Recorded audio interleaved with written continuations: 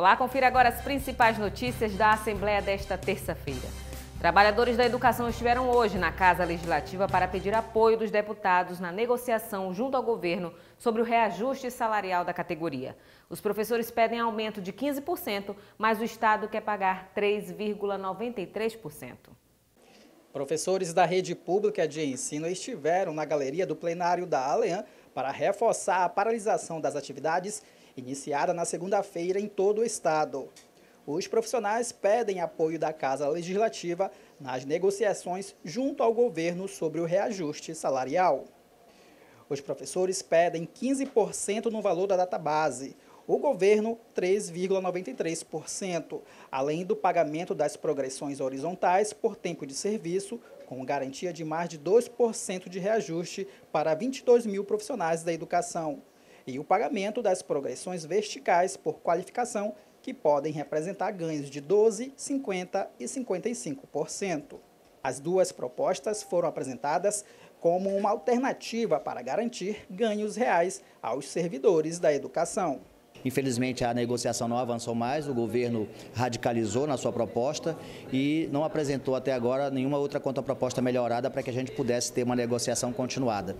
E, nesse sentido, nós viemos aqui ao Parlamento conversar, dialogar com os deputados para sensibilizá-los, para que eles possam ser parceiros da luta dos professores nesse momento e possam se colocar como intermediadores de um diálogo com o Executivo.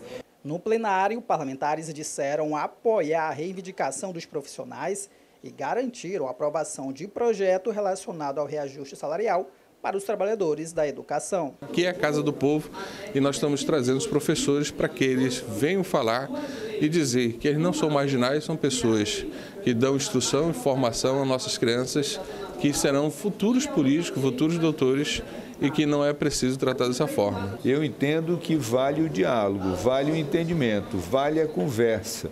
E isso está faltando de parte a parte. Eu creio que o governo do Estado precisa avançar e os professores precisam avançar. Em nota, a SEDUC afirmou que está aberta ao diálogo com os representantes da categoria para apresentarem soluções em relação às reivindicações dos trabalhadores. A SEDUC disse que já apresentou proposta de 3,93% no pagamento da database.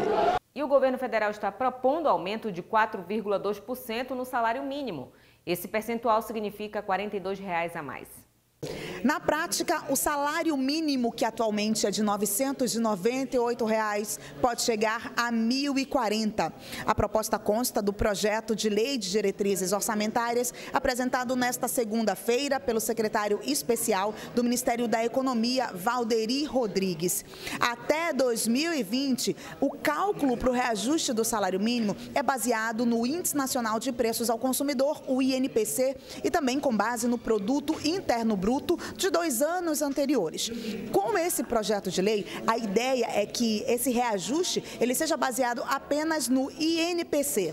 Esses valores ainda podem ser alterados e o projeto ainda vai tramitar na Câmara. Daniela Cardoso, para a TV Assembleia.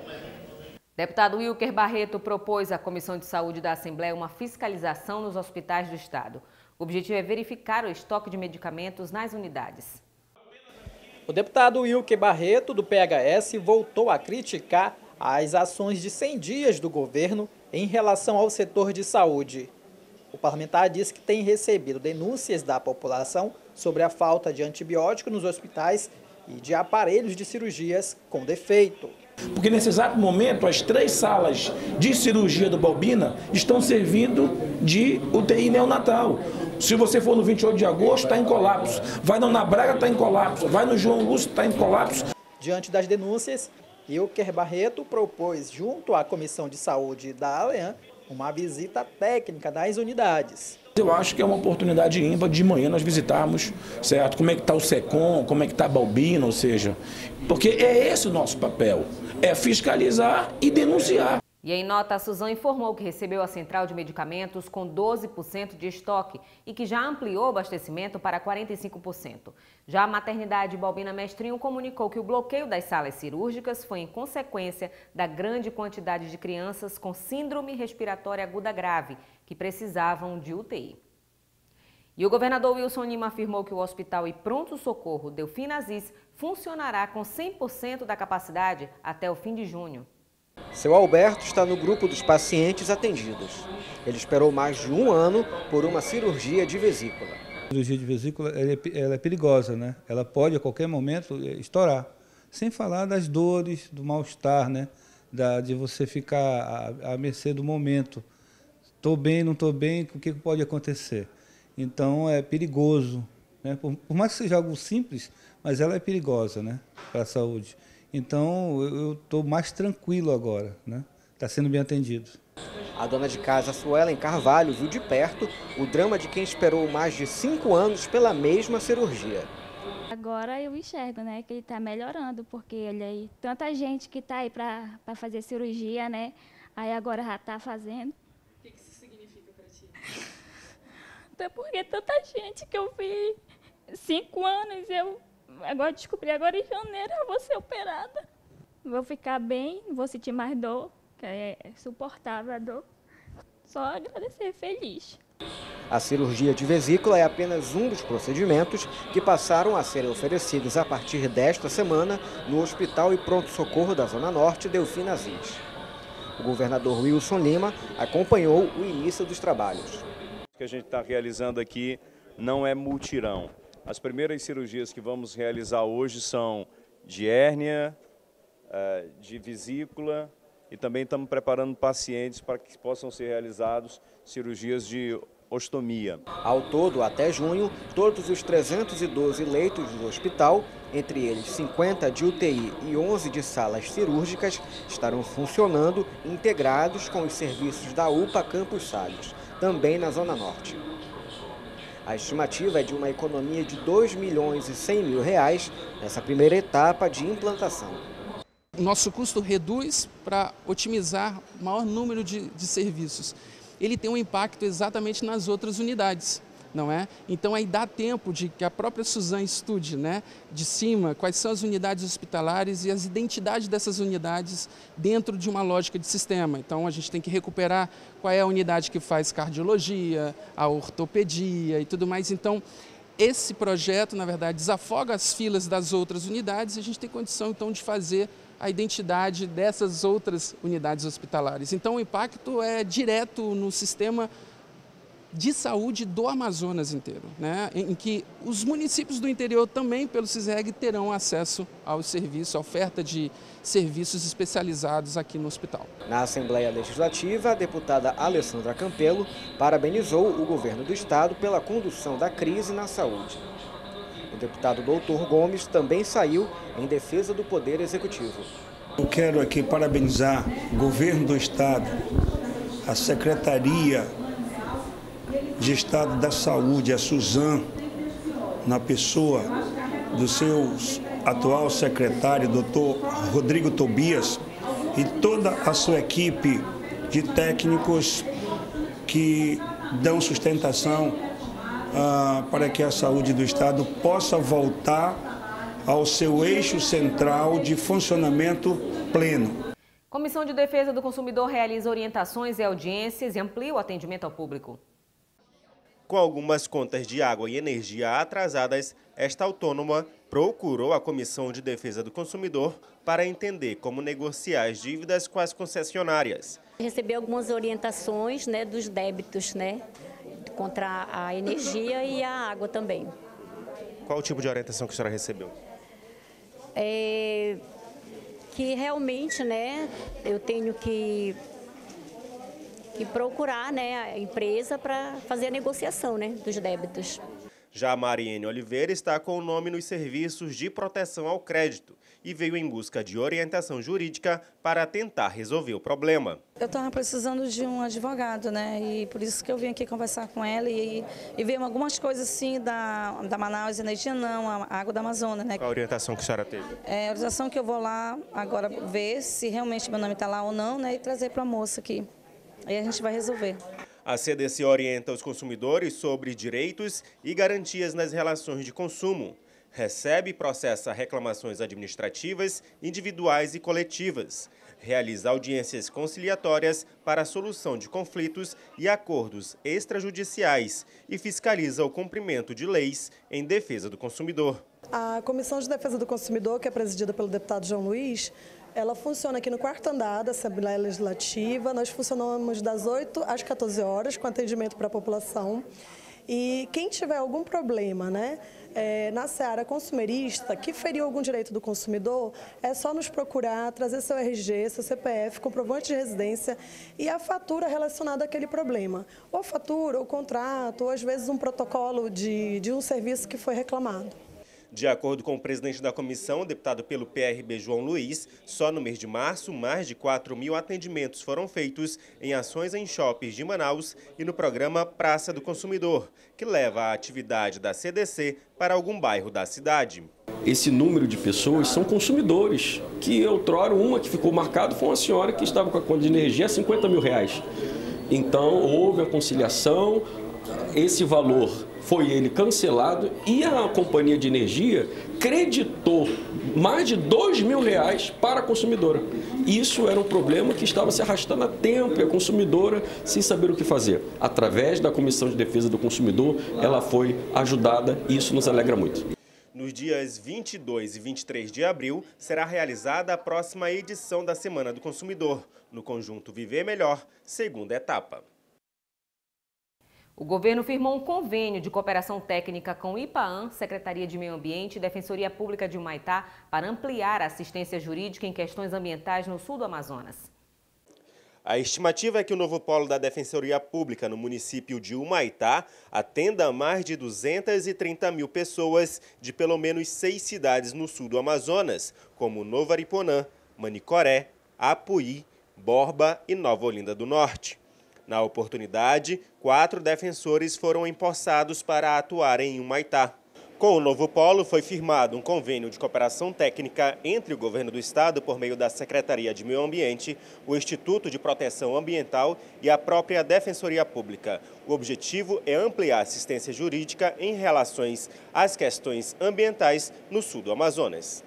Não só serviços jurídicos, mas de algum modo atuar na justiça ambiental. Demonstrar que é possível fazer com que o desenvolvimento chegue ao interior do estado sem comprometer, sem danificar, sem prejudicar a natureza, que é a nossa maior riqueza. O diretor-presidente do IPAAN destacou as ações a serem realizadas no município. É a primeira experiência pública de ação entre Defensoria e Meio Ambiente do país. Nós estamos inaugurando aqui o Humaitá. E bem a propósito, em função do que a gente vai implementar aqui quanto política pública. Nós temos 45 mil cadastros ambientais rurais para desenvolver aqui, em parceria ou financiado pelo BNDES. O BNDES financiou 33 milhões de financiamento. Então esse espaço, o que seria tudo nosso, também é um espaço com a Defensoria, com a CEPRO, com o IDAM, com outros parceiros, DAF, a ADS e tudo mais. Todos eles estão concentrados aqui. A gente chama isso de processo de integração da ação pública. Diversos parlamentares acompanharam a comitiva e destacaram os benefícios para os moradores do interior do estado. Esses defensores que foram empossados lá, tanto para Humaitá quanto para Parintins, é de muita importância, porque nem todo mundo tem condições de pagar um advogado. E a Defensoria Pública tem essa função. E lá da Defensoria de Humaitá são 5 mulheres. 5 mulheres jovens, 5 defensoras jovens, com gás, disposto a lutar pelas pessoas, disposto a dar voz às pessoas, e é tudo que a nossa população quer. Este polo é um polo integrado com o IPAAN, com a Secretaria Estadual do Meio Ambiente, e esses defensores que foram empossados ontem, mais um que já estava lá na comarca, certamente vão cobrir toda a região do Madeira. Isso é muito importante, porque muitas vezes aquele município às vezes não tem estrutura da manutenção de um promotor ou de um defensor. Na hora que você cria um polo, e lá foi o terceiro polo, já tem um polo em Parintins, que cobre a região do Baixo Amazonas, polo em Itacoatiara e agora o polo de Humaitá. E a intenção do defensor é criar outros polos, por exemplo, o polo do Purus. E eu acho que isso aí certamente vai ser um benefício muito grande para a população. O termo foi assinado pelo vice-governador Carlos Almeida. O governador Wilson Lima tem uma preocupação com o desenvolvimento do estado do Amazonas, a busca por novas matrizes, mas sempre observando a nossa condição amazônica, a nossa necessidade de preservação do nosso modo de vida amazonense, e a legislação é sempre levada em conta. A Defensoria possui outros 2 polos, em Parintins e Itacoatiara. Agora, a estimativa é que o atendimento no interior alcance 600 mil pessoas. O deputado Serafim Corrêa falou hoje sobre a censura do STF a 2 veículos de imprensa por supostas denúncias em delação premiada contra o presidente do Judiciário. Serafim Corrêa iniciou o pronunciamento lamentando o abuso do Instituto da Delação Premiada.